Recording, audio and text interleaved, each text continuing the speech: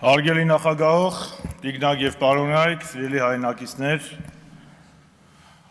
Արցախի ազգային ժողովի ներկայացուցիչներ։ 7 տարի առաջ այս ամբիոնից Հայաստանի վարչապետի Արթուր զբաղեցնող անձը արցախահայերի խոստանում էր անվտանգ ապագա, Արցախի ինքնորոշման իրավունքի ամբողջական իրացում։ 7 տարի անց պետք է արձանագրենք, որ հայկական Արցախ գոյություն չունի։ 7 տարի առաջ վարչապետի պաշտոնը զբաղեցնող անձը Հանրապետության հրապարակում տասնյակ հազարավոր վարչապետերին համոզում էր ու հավաստիացնում էր, որ առանց 3 միլիոն վարչապետի տեղեկացնելու Արցախի խնդրում որևէ լուծման չի գնա։ Սակայն նոյեմբերի 9-ին 20 թվականին ծածուկ, թաքուն, բունկերից կնքեց կապիտուլյացիոն առաջին ակտը։ 7 տարի առաջ մայիսի 9-ին մեր եռատոնին Ստեփանակերտում Հայաստանի վարչապետի աթոռը զբաղեցնող անձը լրագրողների հարցին ի պատասխան ասում էր. իսկ ով է ասում, որ Արցախը գերտերություն չէ։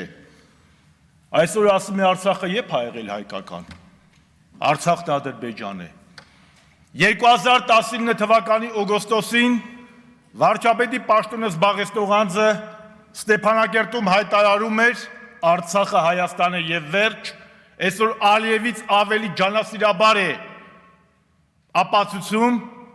որ Արցախը միշտ եղել է ադրբեջանական։ Պատերազմի ժամանակ, մեզ հետ հանդիպան ժամանակ, հոկտեմբեր 19 2020 թվականին,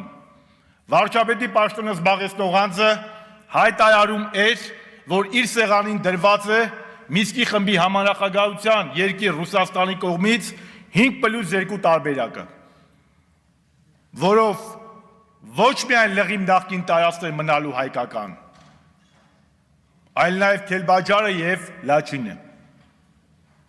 Պատերազմից հետո 21 թվականին վարչապետի պաշտոնը զբաղեցնող անձը իր թիմով ժողովրդին խաբեց և գնում էր ընտրությունների անջատում հանուն փրկության Շուշի և Հադրութի դեօկուպացիայով։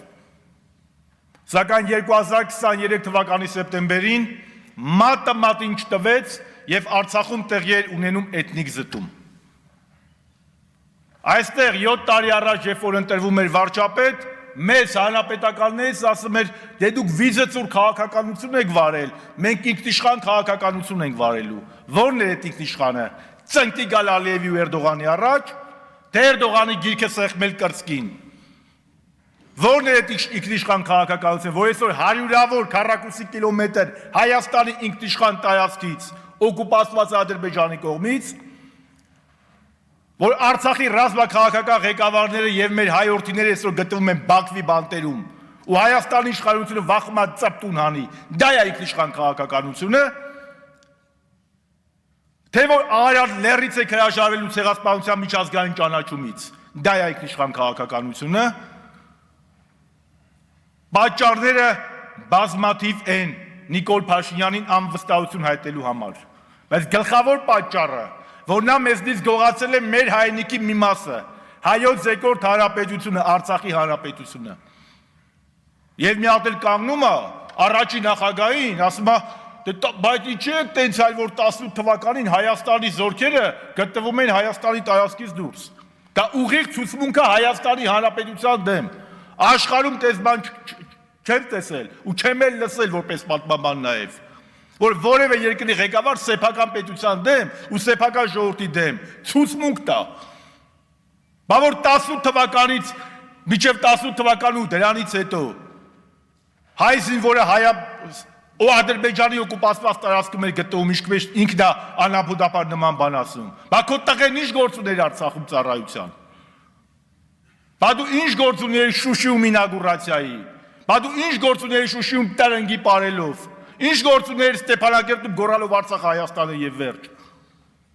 Դրա համար ինքը պետք է հեռանա։ Եվ մեր բոլորից թերացումն է, որ մենք այսօրվա լսումները դեռանում ենք, որ ինքը եւ իր խմբակը գտնվում են իշխանության ղեկին։ Օրվա օրակարգի հետ կապված պետք է արձանագրեմ, որ այո Հայաստան դաշինքը, Հայաստան խմբակցությունը այսօր, կրկնում եմ այսօր, միացավ պատիվ ունեմ հանրապետական պատգամավորների իմպիչմենտի նախաձեռնությանը։ Ինչպես ասում են, լավ է ուշ, քան ավելի ուշ։ Դրանով արձանագրենք մի բան, որ մեր գործընկերների այն մտահոգությունները, որ վարչապետին անվստահություն հայտնելու գործընթացը անլուրջ է, այսօրվանից լրջացավ, եւ որ միտված է իրենց դեմ, իրենք էլ հասկացան, որ նման միտում որևէ մեկը չի, ցույցս ուզում եմ ավարտել հետեւյալ խոսքերով։ Եթե ոմանց պետք են ուժեղ ցնցումներ, մեզ պետք է ուժեղ ազգային եւ ժողովրդավարական Հայաստան։ Ինչպես ասում են հին Հռոմում, Կարթագենը պետք է կործանվի։ Այո, քաղաքական իմաստով նիկոլական Կարթագենը պետք է օր առաջ կործանվի, քաղաքական իմաստով։ Եվ հայ ժողովուրդը պետք է իր մեջ ուժ գտնի, որպեսզի նժդեհյա խոսքերը լինեն իրական։ Պիտ ապրի հայ ժողովուրդը, պիտ ապրի, քանի որ այդպես է որոշել ինքը։ Շնորհակալ եմ։